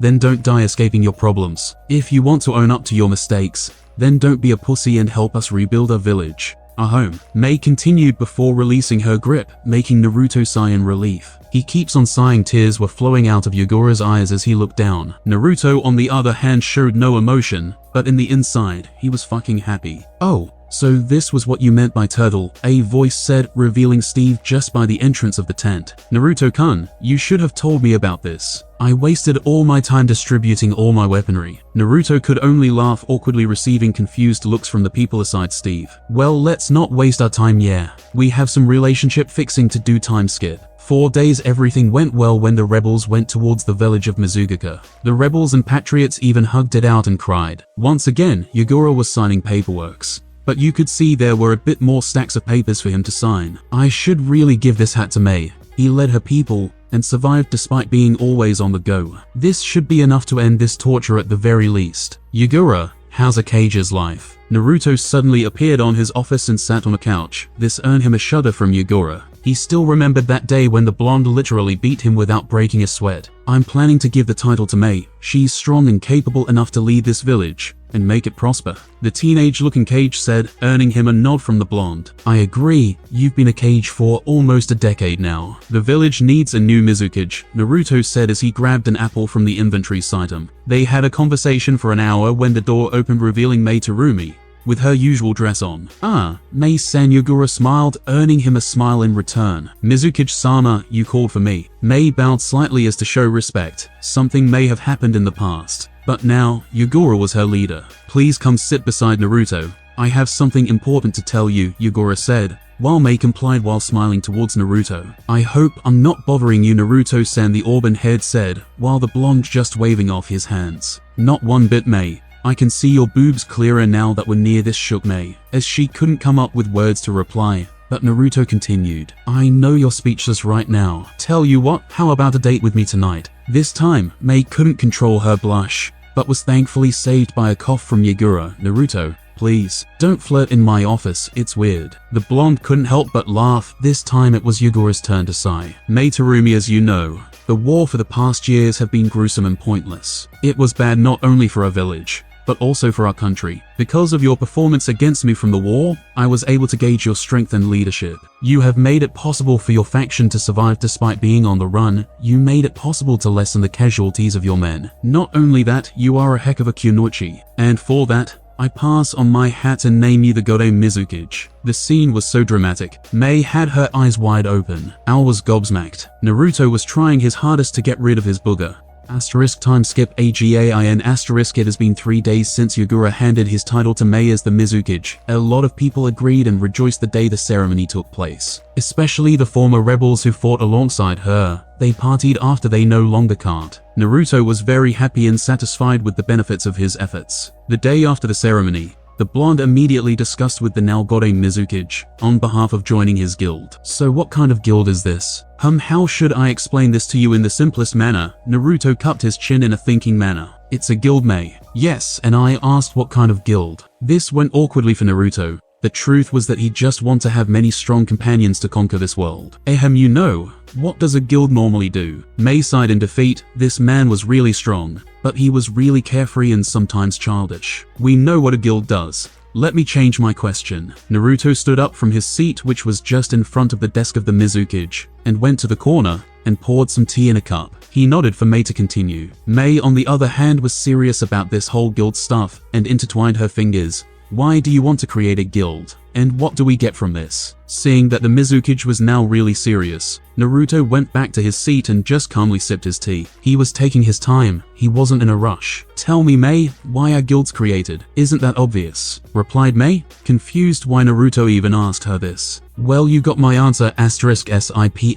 This son of a veins popped on Mei's forehead. This guy's answers were really frustrating. I won't ask why. Just tell me, what do we get from joining your guild? Naruto wanted to laugh so hard, but he just kept his cool and calmly sipped his tea. I will guarantee the guild members the protection as long as it's according to the terms and conditions, where the members are not to be performing any type of acts that may harm the guild. He stood up, placing his tea on the cage's table, and gave her a paper that the rules and regulations in it. That's all there is to know about the guild. And here a ring. You'll know what that's for in the paper I gave you. Naruto threw a red ring towards Mei, then left the office, making the woman breathe in relief. The pressure in just looking the blonde was just really heavy. She looked and read the contents on the paper. Snarling Wolves Rules and Regulations 1. Be respectful of other members of the guild, their abilities, their contributions, and any extra duties they perform to keep the guild running. 2. Immaturity and infantile behavior is not tolerated on missions. 3. Do not engage in any activity that will bring the guild's name into disrepute. 4. Follow the guild rules and code of conduct at all times. Rules of engagement 1. Every guild member is expected to their best. 2. Members should feel free to give advice and suggestions to other members to improve themselves. 3. In every mission, always prioritize the life of your comrades. There was also information about the ring and its uses. Please read the chap, it's all there, man. Mei then wore the ring in her left index finger. Hello. The ring was glowing in response as a call from here was received by someone. Mizukage-sama. Widening her eyes a bit, Mei continued to telepathically speak. May I ask who you are? My apologies. This is Steve, the one who came with Naruto. Oh, yeah, you. I remember. Please do come here in the office. I'll discuss the rates on the weapons you sold us. I'll be coming now, Mizukage-sama. And by the way, since Naruto gave you this ring, you should be a sentinel of the guild. Mei went silent for a bit. I guess so. I'll be cutting off my call now. The very same time their call was happening, Naruto went to check on Yagura and found him on a beach really far from the village. He walked and sat on a sand beside the former cage. Someone's depressed Yagura sighed and just looked at the never-ending seas. I can't dare to look at the village anymore after all the thing that happened. Listening to Yagura, the blonde shook his head. You weren't at fault, Yagura. Remember what I've told you about the Sharingan? Yagura didn't reply and just continued looking at the ocean. While tears were falling from his eyes, while Naruto laid his back on the sand and watched the clouds. He may not have Sharingan, but he can feel people's emotions. Yagura's is like burning flame of regret. His heart is filled with sorrow. Look at the clouds, Yagura. It always changes its form. You may not see it instantly, but very slowly. They do. It's the same for you, man. Getting over may not be easy and fast, but slowly you will. Naruto stood up and dusted himself. Be like the clouds, Yagura. The former cage widened his eyes. He was like seeing Naruto as a new light. But it did not last, as he said. You may say that, but I have nowhere to go. The current me can't go back to the village with this mincet. Naruto grinned as he offered his hand to Yagura. Then join me, join my guild. While what? You heard what I said. Join me, Yagura. Join the Snarling Wolves. Naruto's grin widened as Yagura was hesitant at first, but decided to accept Naruto's hand. Okay, I'm in. Just a question though. They were now standing up and facing each other, while Naruto nodded. Go ahead. What's your guild about? Oh, here we go again. After some explanation, Yagura accepted Naruto's offer in joining his guild. The blonde gave Yagura a red ring, signifying that he was one of the sentinels. After this, Naruto placed a little chakra on his black ring. Attention all sentinels, this is Naruto. Me, Yagura, and Steve will go to Konoha this evening. Finish all your businesses and be ready for our travels. Hi Naruto-sama, they replied in unison. They all addressed Naruto respectfully on the call. He sighed and looked at Yagura. If you really won't go in the village, wait near the west gate. Yagura nodded towards Naruto, then sat down and continued to gaze at the never-ending ocean. Yagura, you will be one of my key points in trading overseas. Your skills and talent makes you almost invincible in the sea, and with the Sambi's help, you'll be able to control and dominate what happens on your playground. Naruto said and disappeared towards the Mizukage Tower. Upon arriving, Naruto saw Mei and Steve just finishing their negotiations. Mei, I'll probably find a place to build my guild a year from now, so let's all be patient. Mei nodded and asked, what will you be doing for now? Naruto already had planned every steps he was going to make. He looked at Steve then at Mei. My first goal is to find at least 5 sentinels, after that will be the place. I've got some few places in mind, but I'll check them personally soon. Naruto explained and both Steve and Mei nodded again. After this the Gode Mizukage went back to signing paperworks, while Naruto and Steve said their goodbyes to Mei. After packing all their stuff and readying Steve's cargoes and caravans, they finally left and found Yagura leaning on a tree a kilometer away from the gate. At another place which looked like a cave and was dark, there was a man wearing a cloak and a wooden mask that only had one eye hole in it. Someone broke my connection with the Yondaime Mizukage. He looked towards an empty space, and a Sharingan glowed from the hole of his mask. Interesting, a human-like creature suddenly emerged from the ground. It looked like a man, but had plant-like features on its body. Toby, it seems the bloodline war has stopped. The now-named Toby looked at the plant-like man. So it seems Zetsu. Did you find anything that may have caused the disruption of my control on Yagura? Zetsu was not looking happy when Toby asked this question. No, when I got it exactly 5 kilometers away from the village, my Mayfly ability stopped working. I tried repeating it a couple of times, but had the same results. This made Toby widen his eyes. What? How is that possible? I thought your Mayfly was the ultimate stealth ability, but was disappointed when he got a shrug from Zetsu as a reply. Really interesting. Time skip. 2 days. The travel was very smooth and fast on arriving to the Land of Fire, especially when they had Yagura to control their water to make the ship lighter, and Naruto controlling the wind to make it into their favor. On the land, they usually stopped when going to taverns to eat and rest for an hour or two. During this time, Naruto replaced his clothes with a kimono to his liking. Mikazuki Munechika's kimono, just search it in Google. He now looked more elegant and fitting for a leader. People would just think he is a young master from the Iron Country. Eventually they made it into the gates of Konoha. They saw 2 Chunins that were guarding. Stop. Please state your reasons for entering. The Chunin that was on the left stopped them and courteously questioned them. Since Naruto didn't answer, it was Steve who saved the situation. Ah, hi there mates. I want to reside and hopefully build a business here in your wonderful village. Steve was for charisma,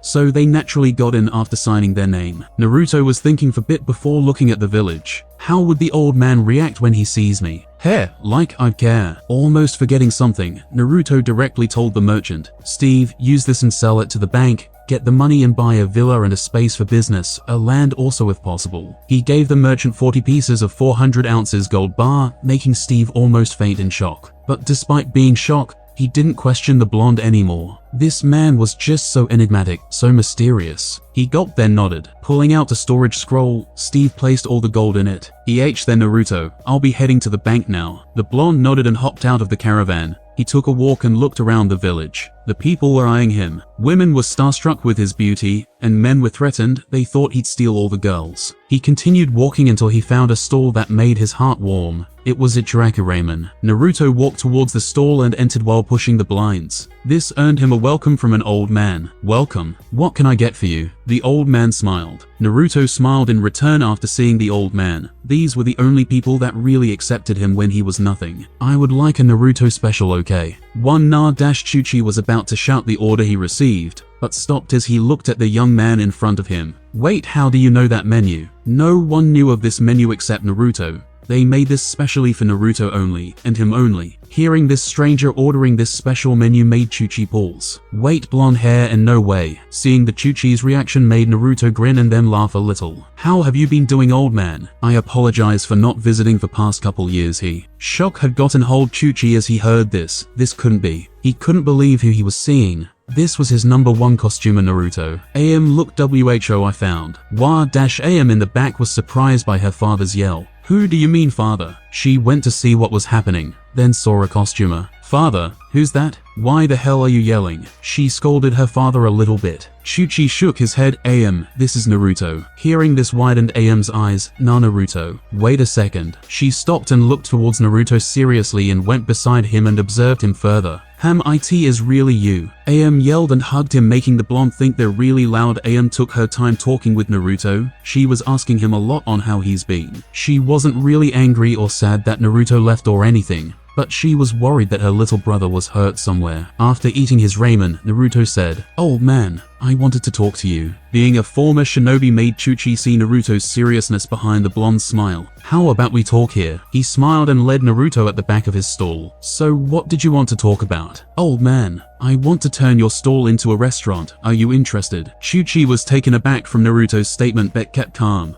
Does this mean you want to invest? The blonde grinned. Yes, trying to look professional but blushed from trying. Is that so? What would be your offer, Naruto? Naruto was cupped his chin as to look like he was thinking about it, but actually planned this already. I'll give you all 1 million for 15% of your business, and be under the banner of the Snarling Wolves Guild. Holy shit. Chuchi couldn't help but curse out loud from the offer Naruto was making. Are you for real, Naruto? Chuchi questioned Naruto lightly, but was responded by a bag of money that contained 1,000,000 ryos. He couldn't help but gulp at the money that was going to be given to him if he was going to accept this. And he would accept this. By the way, what's the Snarling Wolves Guild? *SIGH*. Another explanation. Naruto was smiling. Not only did his negotiation with the Chuchi went smooth, Steve's transactions at the bank finished rather quickly, despite buying a mansion rather than a villa. However, he didn't mind it. A mansion was more than okay. He met Steve a while ago after he went outside the ramen shop. The now businessman gave him the duplicate keys to the mansion he bought. Steve told him that he exchanged all the golds for R20 million. The mansion costed R6 million and R300,000 for a business space. R700,000 for plot of 1 hectare land, located near the big clan compounds. Steve also got R200,000 for the decoration of the business space he bought. He planned in turning into a jewelry store. Naruto planned to build the guild and auction house in this land. That's why he made Steve bought it. The blonde made Steve keep all the remaining R12,800,000 and gave him the blueprint for the construction of the guild and auction house. He was now standing in front of a very large gate that separated him from his very own mansion. The mansion was massive. It was a 2-story concrete-based mansion located on top of the Hokage mountain, just above the head of the Yondaime Hokage, his father. He knew about it back when he was a child. Before life removed all the innocence, his friends would tease him of being the only blonde hair aside from the Yondaime to live in Konoha. Yamanakas aren't blonde, they're light blonde. That's why he knew it. It was really that simple. He was also born the day Minato died. It wasn't a coincidence though. Fuin. Naruto placed a seal on the gate, and an invisible line of barrier surrounded his mansion. This type of seal was to prevent anyone to pass through the barrier, with the exception for those who are beaters or sentinels of his guild. He went inside, looked around and familiarized himself to his new house. Later, he found a master bedroom and placed a seal on it. Fuin. Private dimension. This type of seal was set so that anything inside this barrier was connected to a dimension where Naruto could control the time, so he could slow or speed up his sleep, making it 8 hours in his private dimension, while an hour would pass in the normal timeline. This was what he used in training multiple jutsus. After familiarizing himself with his house, Naruto went outside and went towards the top of the Nidaime Hokage's head. The scenery was much better here than in the Yondaime's head. Buying a lounge chair, parasol, and a milk tea from the system, Naruto relaxed himself. Ever since Naruto traveled to another dimension in a planet called Earth, he wandered in so many places and ate different types of food. He had tacos in Mexico, pie floaters in Australia, molokhia in Egypt, roast beef in England, tandoori chicken in India, adobo in Philippines. Eventually, he found himself in a country called Korea. He really liked their fashion and this famous tea called milk tea.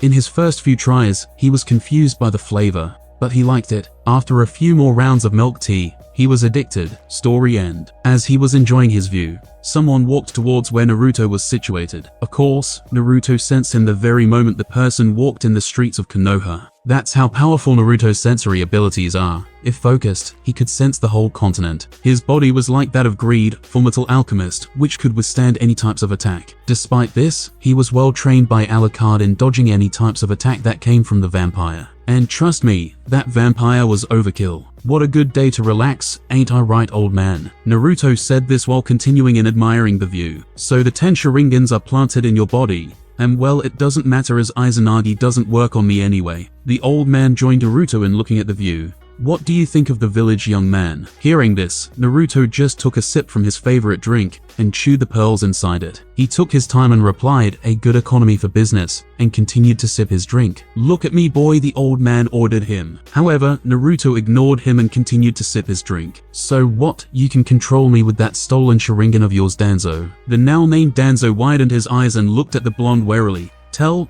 what is your name? Naruto stood up, not enjoying this anymore. He looked at Danzo while holding his drink. How about you control me now? He said and released a menacing pressure that suffocated Danzo. He cut off the pressure, walking towards the frozen mummy, and placed his hand on the old man's shoulder. Izanagi doesn't work in me either. Naruto then walked past Danzo and sipped the last remaining pearl. See you next time, old man. He then disappeared. Danzo was still frozen. He couldn't believe what he saw. After the blonde released a ton of pressure, a figure appeared above the blonde that was bigger than the Nine Tails. His hands were shaking and sweaty, knees weak, arms are heavy. Who was that boy at the Shinobi Academy? Students were celebrating as they passed their final test. Students, please calm down. Hey, calm the fuck down, you little piece of shit. *EHEM**.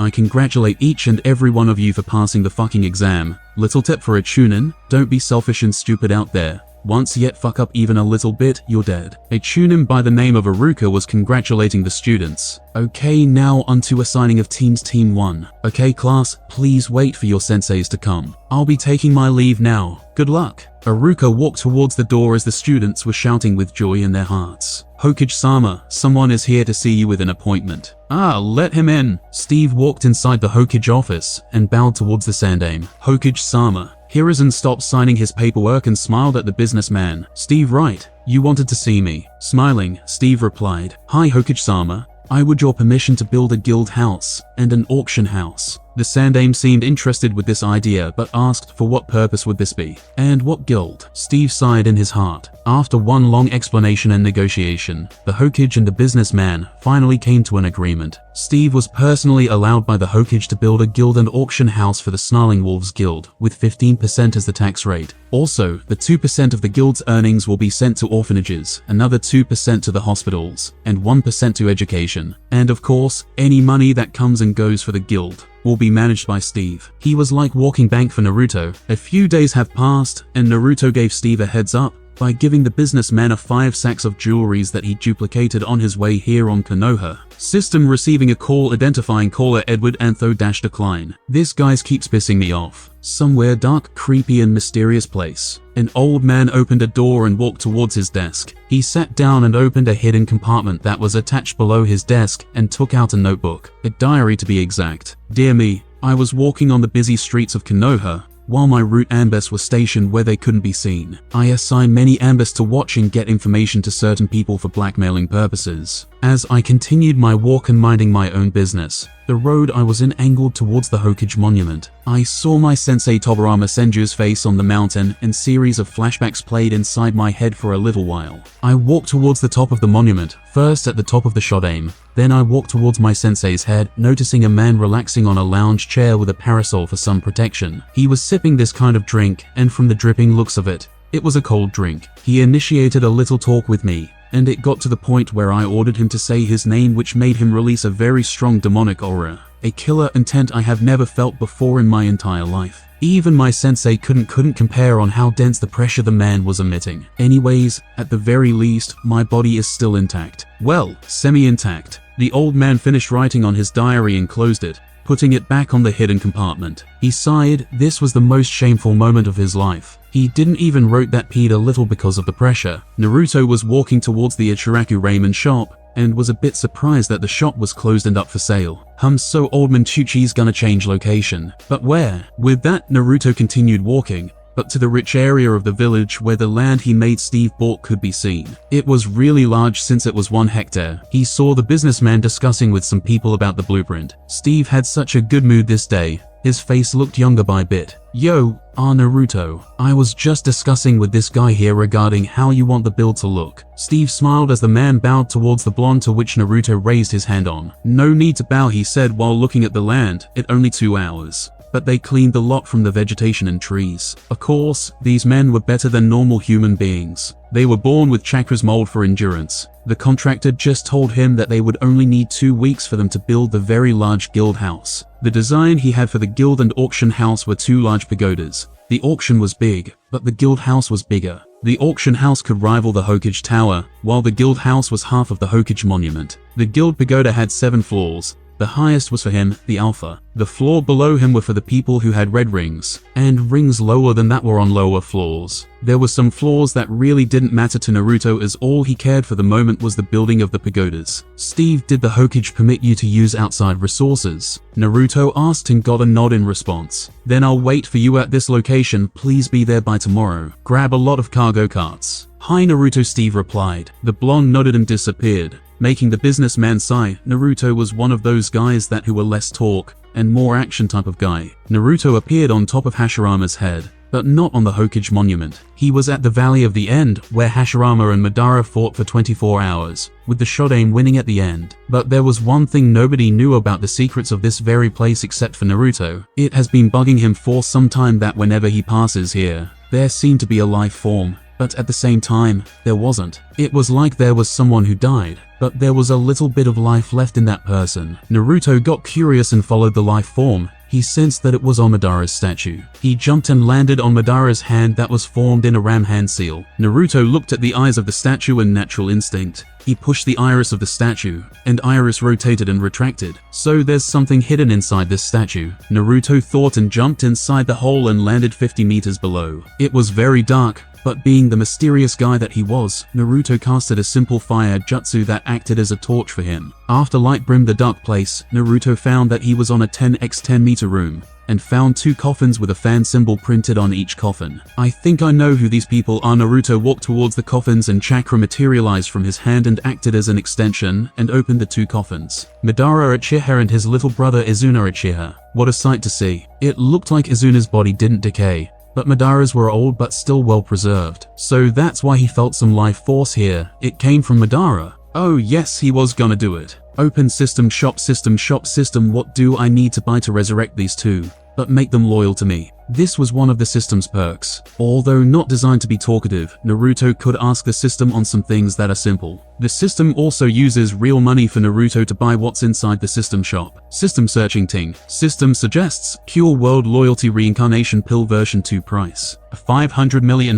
The heck? Who actually named this pill? Well, it didn't matter anyway. Despite the name being weird and lame, the system never failed him in any way. He didn't care about the money. He had tons of them. He duplicates things when he's bored. And he's always bored. Alright system, give him one of that. Naruto sighed. Thank you for your purchase. Naruto duplicated the pills first before doing anything. He was wise above anything else? Or was he? Manifesting his chakra again, Naruto levitated the pills and crushed them until they turned to liquid form, and made it enter inside the mouths of both dead Uchihas. He sighed. He went on duplicating his money again while waiting for the effects of the pills. Madara's eyes opened slowly, and a thought came to his head. So Obito finally did I wait? The former Uchiha clan head felt that he was young but had nothing, no armor and such. Zetsu wasn't by his side, and neither was Obito. He was still at his isolated coffin. Although Madara had no eyes because he implanted them to a young Uzumaki before his death, he could still see using his sensory abilities. Although not as better as Tobirama, he was still adept at it. He saw a chakra signature that was really big and overwhelming even for him, who had his experience with monsters like the Kyuubi. He couldn't help but feel that he could trust the man near him. His presence was reeking of dominance and superiority, but at the same time, compassion. Excuse me, what year is it? May I know your name? The man hummed a little bit and answered. It has been 62 years since you died here in this valley, the man said while emphasizing the word died sarcastically. And before you ask, you look old. That's not be a body of a person who died at the peak of this body. the man continued. And my name is Naruto Namikaze. Calculating the situation, Madara was not revived by Obito, but by this man. Sensing this man's power was enough for him to not be arrogant. He was a battle maniac no one can deny, but the vibes this guy was giving was off the charts. Naruto and Madara looked at the body of Izuna as it woke up like it had a stress nap or something. Brother, Izuna looked at Madara whose body was really old. So I didn't die. What happened to you? Madara's eyes were moistening up. He couldn't believe this was happening. Izuna, this is really real, you're alive. He couldn't help it anymore as his tears were flowing and wouldn't stop. He couldn't mask up his emotions anymore. He was just so traumatized by the deaths of his brothers. Izuna was his only living factor, his main reason why he kept on fighting. Izuna was blushing in embarrassment on how silly his brother looked, but remembered something. Wait, didn't you take my eyes? How are they still intact? Where are yours? Stop crying, you dumbus. Naruto sighed and laughed a little bit. The both Uchihas in front of him resembles Itachi and Sasuke. Listen, Izuna. Since your big brother's such a crybaby, I'll explain things to you. From what I'm sensing, the eyes that you are wielding are from Madara. He gained the Eternal Mangekyou Sharingan after plucking your eyes out and placed it on his. You probably also have the Eternal since that's your brother's eyes. And for where your eyes went, I think he dropped it before he died. Izuna was snickering from the jokes this man was giving, but was still confused. Died. So I did die, right? How many years has it been since I died? How did you revive me? Black lines were forming on Naruto's eyes. This guy was the polar opposite of Madara. He asks a lot of questions, a curious type. You know what, I'll just feed you information. Naruto walked towards the Uchihas and touched both their head, applying some chakra on his hand. He sent information on what happened from the past. It started with Kagaya coming from another planet and hailed from the Otsutsuki clan. How she ate the Shinja fruit until she stopped the walls. The births of Hagoromo Otsutsuki and his brother Homura. Their battle with her mother after turning into the Ten Tails, Homura going to the moon to protect the remains of the beast. There was also where Black Zetsu manipulating Indra into thinking that he was jealous of Ashura, resulting to a fight where Indra lost. The beginning of the clan wars of both Senju and Uchiha, their childhood when Madara became the clan head, Izuna's death. Madara's fight with Hashirama while controlling the Kyuubi until Madara's death. After that, Naruto filled in both Uchihas on how the Shinobi continent was currently doing. So that's about it. How did Naruto know these kinds of stuff? Well, when you have an overpowered system, you'll eventually know. Silence filled the place as the brothers were taking all the information in. Everything was just overwhelming.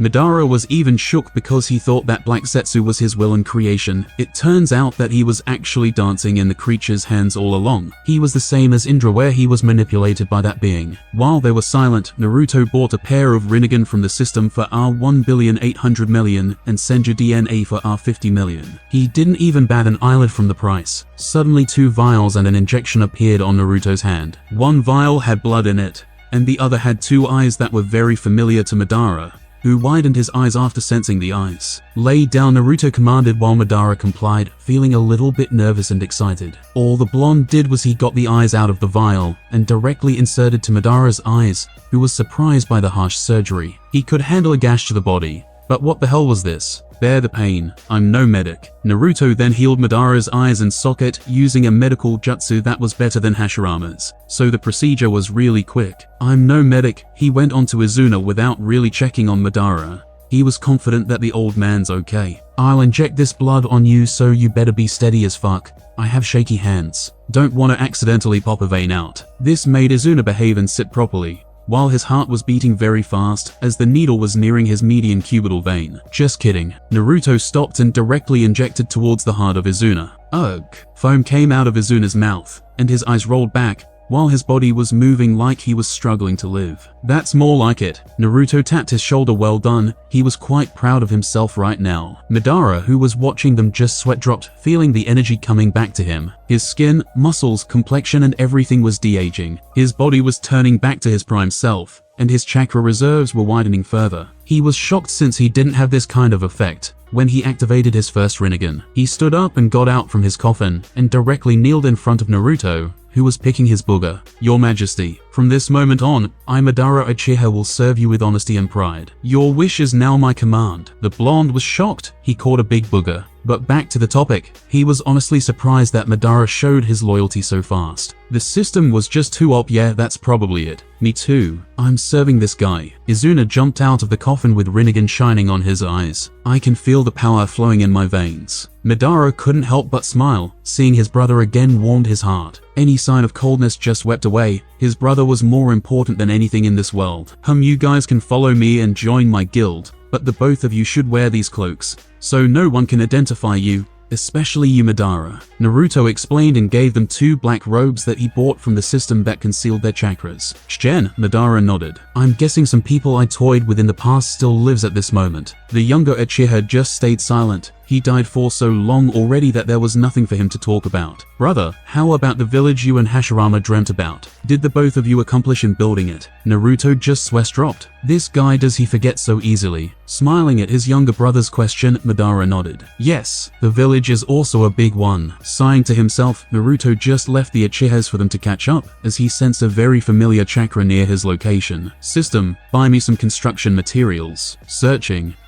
*ding exclamation point asterisk 10,000x. Wood log R600 equals R6 million. 100,000x. Brick R100 equals R10 million. Do you wish to buy these items? Yes/no. Naruto clicked yes without a second thought. Monri is no longer a problem for him. Thank you for purchasing. Do you wish to seal the items on a storage scroll? -R100 yes/no. Yes. A scroll popped out of the blonde's hand as he got out of the secret tomb of Madara's statue. Steve. The chubby merchant turned his head to where the voice located. Seeing the hid leader, Steve smiled. Naruto, I just arrived. Where do we need to gather the construction materials? The merchant asked, to which the blonde just tossed him a scroll. Hey, Steve just raised an eyebrow. What's this? Smiling, Naruto casually explained. That's the materials. Woods and bricks. Then why did you make me bring cargo carts? Did I? Naruto scratched the back of his hair and disappeared, leaving a gobsmacked Steve. The fuck is wrong with this guy? The merchant could only curse in his mind and smiled wryly at the people that followed him. Well guys, there's been a change of plans. Don't worry, I'll stay pay all your time, Steve said, earning him surprised looks from the labor men. This was the easiest job they had ever done. A bit weird. Hey, this was easy money. They didn't question and directly dragged their cargo carts back to Konoha. Same could be said to Steve as the merchant walked with the labor men. Naruto appeared at the front of Izuna and Madara, who were just talking the entire time. He smiled and took 2 red rings out of his inventory and tossed it at the 2 brothers. They of course catched it without looking and raised their eyebrows. What are these for? Izuna asked, and the older Uchiha nodded. Those rings mean that you guys are the sentinels of the guild. You guys have more authority than the ranks below you. Excluding you, the guild now has 3 sentinels. Mei Terumi, the current Mizukage. Yagura, the former Mizukage, and Steve, a merchant and the finance manager of the guild. Naruto explained. Madara nodded and stood up. What are we supposed to do? The blonde thought for a moment. What should he do? For now, he was focused on building his guild house and have it blow up and earn the attention of every village in the entire shinobi continent. That's it. Oh wait, yes of course. His main goal was to have fun. Do what you want, just show up when I need you guys to something for me, Naruto said nonchalantly, and the Uchihas nodded. For now, I'm going back to Konoha and wait for the construction of the guild house to finish. That's all I want to do for now. As Naruto was explaining his plans for now, Izuna, who couldn't help but try his eyed out, casted a technique.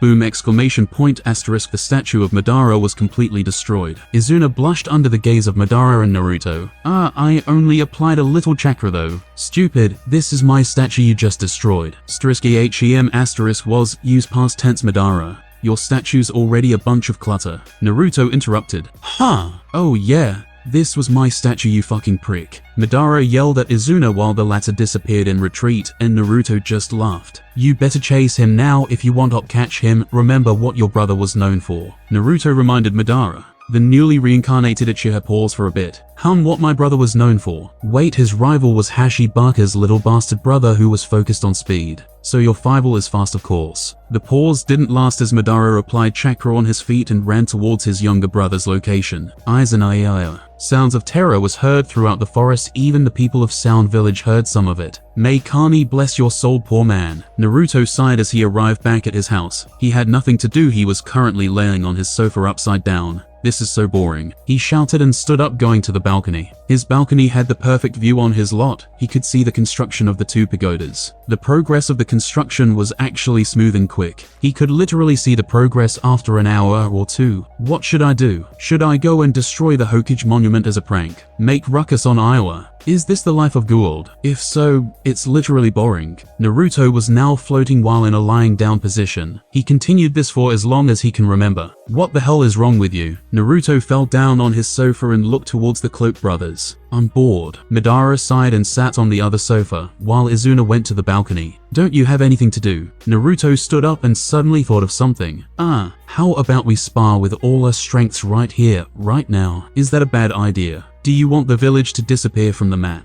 Izuna went back inside as he saw Madara and Naruto talking, while the latter just looked like a child whining. The view up here's pretty good. The blonde's eyes lit up. Speaking of view, follow me. I have a place where we can go chill and relax. Naruto literally dragged both Izuna and Madara and appeared on top of the Nidame's head. This place is on top of your rival's face. Heartwarming, isn't it? Naruto just explained nonchalantly, despite knowing Izuna's bitterness the moment he lost to his rival. You know, something in me just wants to obliterate the place we're currently standing on. Izuna had tick marks on his foreheads, while Madara just laughed at his younger brother. Losing is part of the competition, brother. Get over it. He explained, earning him a glare in return. You haven't even got over the fact that Hashirama defeated you despite you using the Kyuubi as a backup. Izuna just fired back. Losing is just part of the competition, brother. Get over it. Izuna placed his hand on Madara's shoulder. Naruto just laughed seeing their antics as he bought 3 lounge chairs, milk tears and large parasol. It's nice to relax once in a while. Here, try this drink. The Uchiha dude just sweat dropped. Didn't you just complain minutes ago on having nothing to do despite relaxing? They reluctantly nodded, grabbing the drink, and sat their respected lounge chair. As Naruto looked at himself from both the Uchihas, he couldn't help but snicker as he thought they looked a little weird. They were relaxing on a lounge chair while wearing cloaks. Suddenly, Naruto sensed a familiar presence walking towards them. Honestly, do you jave a death wish, old man? It was Danzo, of course. I just want to see He couldn't finish his sentence as he saw the aura the 3 of them were giving off. Combined together, he felt that he was facing all the tailed beast. Danzo could only gulp and walk away,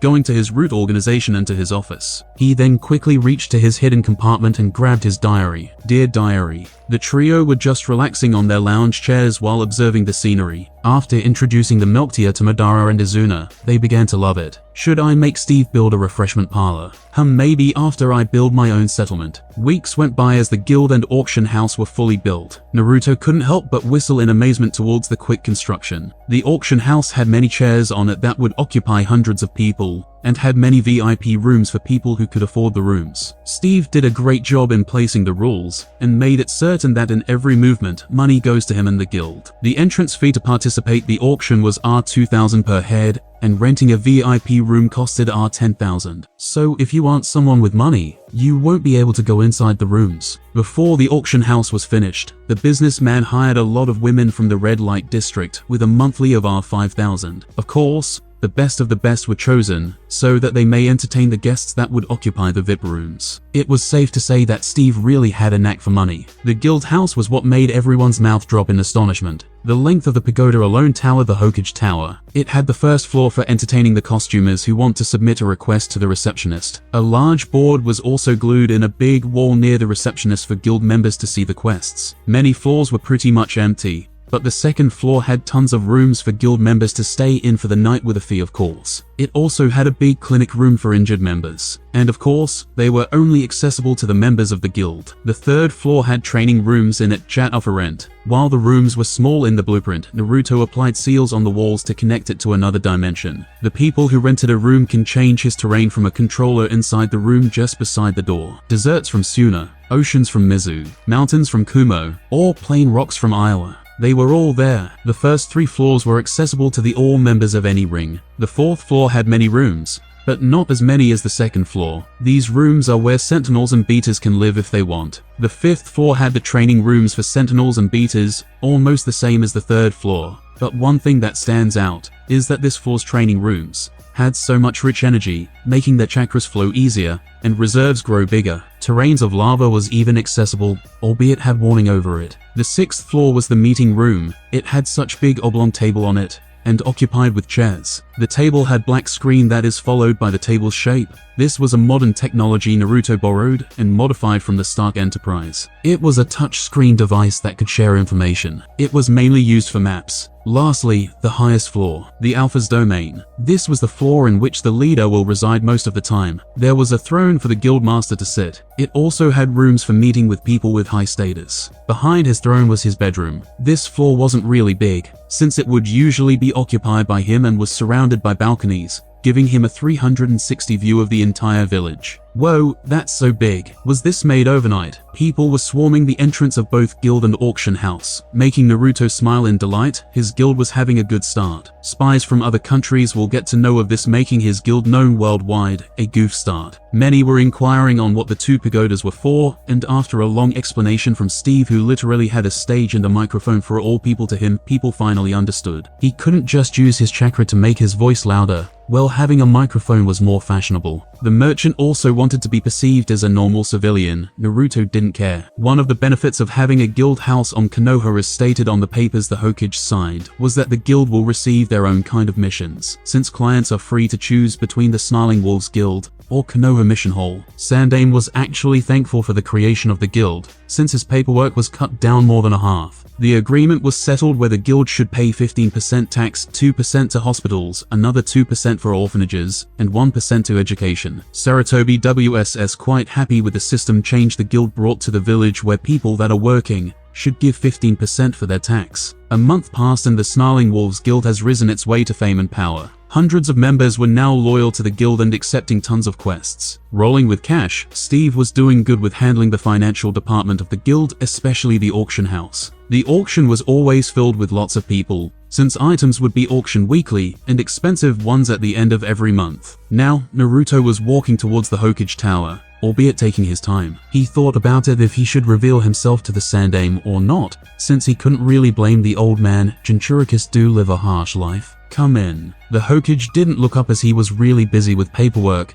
It was the bane of cages after all. What do you need? Sarutobi then looked up and saw a blonde kid, a handsome one at that. I'm surprised you don't know me. Naruto was wearing a hoodie, so he just tucked his hands on the pockets while going to the sofa and sat down. Well, to be fair, I've been gone for how many years now? The Cage couldn't believe who he was seeing right now. He couldn't help but widen his eyes in disbelief. Naruto just smirked and stood up. That's right, Databeo. Oh fuck, I really hate it when this happens. Sarutobi immediately hugged Naruto and cried, "Where have you been, my boy?" "Oh, I was here and there." Naruto shared his experience so casually, and most of those experiences he shared were very hard for the Hokage to take in. "So what you're saying is that person doesn't die no matter what dash." The Hokage was cut off by a knock on the door. Hokage-sama, Team 7 reporting from an A-rank mission. Kakashi went inside with 3 young genins behind him. His eyes widened as it told to Naruto, "Sensei." "No, Sensei has a warm presence. This guy's literally empty. I can't feel his chakra." He was about to report his mission, but Sering SS the Hokage was talking to this man. He asked, Should I come back another time?" "What? We literally just ignored our hunger to come here." A pink-haired genin yelled, making Naruto frown. "Watch your tone, genin. If this was any other hidden villages, your tongue would have been cut off the moment you whine." Naruto exaggerated that a little bit, but this pink-haired genin should value the rank of her superior. Sakura just shrieked in fear, making all of them cringe. Says, "Sorry, incredible, this girl's vocal cords haven't popped out." "It's quite alright, Naruto." Hiruzen just smiled and went to his desk to sit on his seat. "Now give me a brief summary on what you did, Kakashi." He heard this, was shocked but kept it in. Before he could say anything, Naruto just stood up from the sofa. "Old man, I'll be going now. I have a guild to lead," he said, and remembered the faces of Hokage and Kakashi when they heard this and disappeared. All of them couldn't believe it. In Kakashi and Hiruzen's part, they couldn't believe it. WSS Naruto. On the 3 genins, they couldn't believe the guild master was someone so young. The reason the mission got bumped to an A rank was because we encountered Zabuza, a missing nin from the mist. He explained, making the Hokage sigh in relief that they were fine. "I'll be paying your team an A-rank mission's worth, while you can have a break for a month. Give me a written report by tomorrow." Dismissed. Kakashi nodded, Sakura yelled in delight, and Uchiha HN''D, and a pale boy didn't know how to feel. Yes, this was Team 7, Sakura, Sasuke S and D sigh. Hiruzen just sighed. It was a very good and unexpected day, although he knew Naruto wouldn't commit himself to the village. but at least his guild was in Konoha. That was very fortunate. Putting a scroll to the messaging hawk, Hiruzen fed it with treats, and it flew away. You need to know of this. The blonde was found doing his paperwork happily on his office in the 7th floor. I mean, 2 clones were doing it for him, while he just sat on the sofa upside down. That's it. Yugura, aren't you bored? Let's fight. Yugura, who was on the 4th floor, flinched. Whenever Naruto was bored, he was the one Naruto would go to, and he hated it, because it was a one-sided fight despite him learning. If only he met Alucard. I'm really starting to regret joining. And that concludes What If Kid Naruto Was Blessed by the Devil, the movie. If you enjoyed this video and want to see more, give the video a thumbs up, subscribe to the channel, and hit the notification bell. Comment your thoughts on the video down below. I'm the Sensei signing out.